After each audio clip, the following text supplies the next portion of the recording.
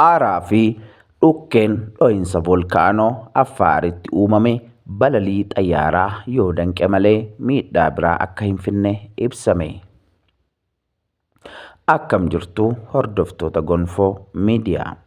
Miidiyaa keenyaaf haaraa kan taatan sabiskiraayib, laayik, sheer gochuu hin dagatinaa.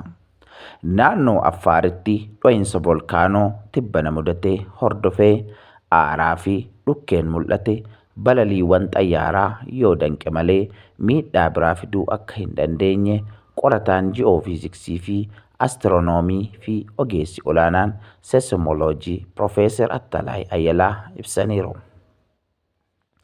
Dilbata darbee Sadaasa 14 kibba Affaar Ertaallee bakka Halee Gubbii jedhamutti dho'insi volkaanoo mudate sadarkaa gadi aanaatti kan hammatamu ta'uu ogeessi kun eeraniiru.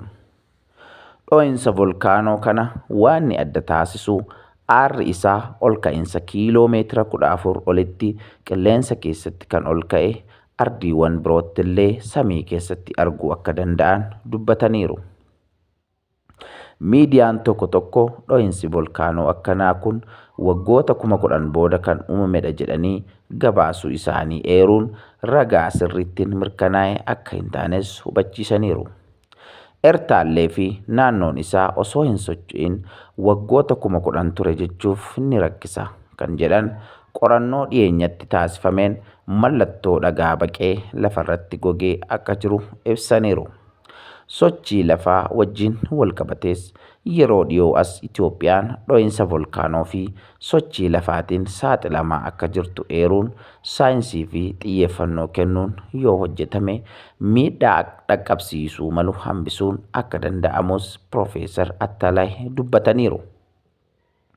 Egaan hordoftoota keenya wanti uumame kun sochiin volkaanoo kunii fi sochiin lafaa naannoo sanatti irra deddeebiin mul'achaa jiru hanga ammaatti miidhaa hagas mara geessisaa hin jiru. Garuu immoo gara booddaatti miidhaa dhaqqabsiisuu danda'a waan ta'eef qaamni dhimmisaa ilaallatu dhimma kanarratti osoo hojjetee dhaamsa jedhu qabna. Namooti naannoo sana jirus of eeggannoo barbaachisaa akka godhaniif gamanumaan dhaamsa keenya dhaamsina. Egaa hordoftoota keenya miidiyaan kun miidiyaa keessanii.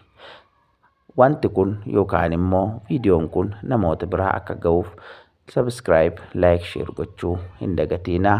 Waaqayyo biyya keenyaaf nagaa haa deebisu jenna. Eebbifamaa. Bara keessan Waaqayyoo haa eebbisu. Yeroo gaarii qabaadhaa.